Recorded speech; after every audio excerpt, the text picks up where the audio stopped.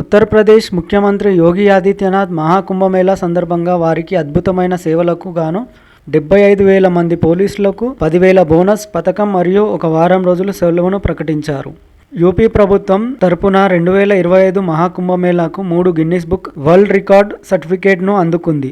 గంగా మండపంలో జరిగిన ప్రత్యేక కార్యక్రమంలో ముఖ్యమంత్రి మాట్లాడుతూ 45 రోజుల పాటు జరిగే ఈ మహత్తరమైన కార్యక్రమానికి ప్రపంచంలోనే అతిపెద్ద మరియు అత్యంత చారిత్రాత్మకమైన సమావేశంగా అభివర్ణించారు.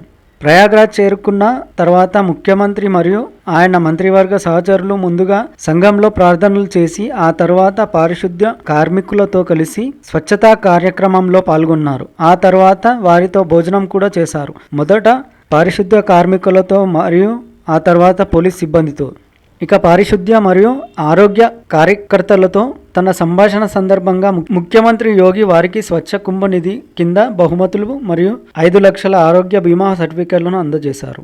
ఈ కార్యక్రమంలో 66.3 కోట్ల మంది భక్తులను ఆకర్షించి రాష్ట్ర ఆర్థిక వ్యవస్థకు ఎలా దోహదపడిందో కూడా ఆయన చెప్తూ హైలైట్ చేశారు.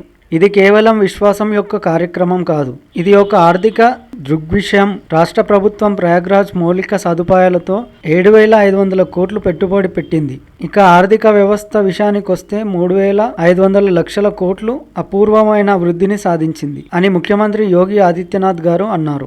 మహాకుంభమేళా 2025 విజయవంతంగా నిర్వహించినందుకు ప్రధానమంత్రి నరేంద్ర మోడీకి ముఖ్యమంత్రి కృతజ్ఞతలు తెలిపారు. దీనిని నిజంగా ప్రపంచవ్యాప్త కార్యక్రమం అని అభివర్ణించారు. ప్రయాగ్రాజ్ లో జరిగే మహాకుంభమేళాకు నిజంగా ప్రపంచవ్యాప్తంగా ఒక మహోత్తరమైన కార్యక్రమంగా మారింది. దీనికి ప్రధానమంత్రి నరేంద్ర మోడీ దార్శనిక నాయకత్వమే ఘనత.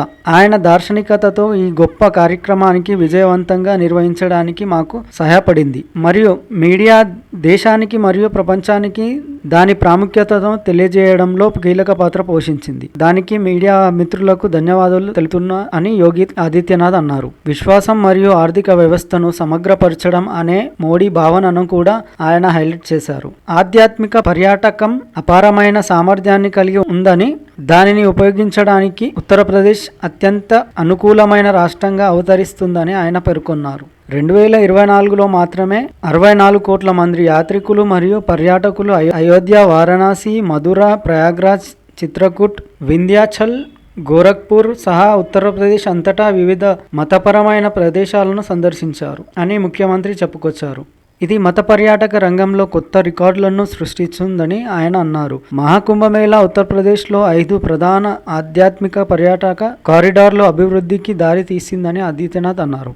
మొదటి కారిడార్ వారణాసి మరియు మీర్జాపూర్లను ప్రయాగ్రాజ్ ద్వారా అయోధ్యకు మరియు గోరఖ్పూర్కు కలుపుతుంది. రెండవ ప్రయాగ్రాజ్ నుండి లాలాపూర్ మరియు చిత్రకూట్కు కలుపుతుంది. మూడవది ప్రయాగ్రాజ్ నుండి లక్నో మరియు నైమిషారణ్యకు వెళ్తుంది. నాలుగవది బుందేల్ఖండ్ ఎక్స్ప్రెస్ వే ద్వారా ప్రయాగ్రాజ్ను ఆగ్రాకు కలుపుతుంది. ఇది మథుర, బృందావన్ మరియు సుతీర్థం వరకు విస్తరించి ఉంది. కేంద్రం మరియు రాష్ట్ర ప్రభుత్వాలు డబుల్ ఇంజన్ గవర్నెన్స్ మోడల్ కింద మహాకుంభమేళా కోసం శాశ్వత మరియు తాత్కాలిక మౌలిక సదుపాయాల కోసం సుమారు 7,500 కోట్లు ఖర్చు చేశామని ముఖ్యమంత్రి చెప్పారు. వీటిలో మొదటిగా ప్రయాగ్రాజ్లో 200కి పైగా రోడ్లు, 4 ఫ్లైఓవర్లు, బహుళ అండర్పాస్లు మరియు 12 కారిడార్లు నిర్మించారు.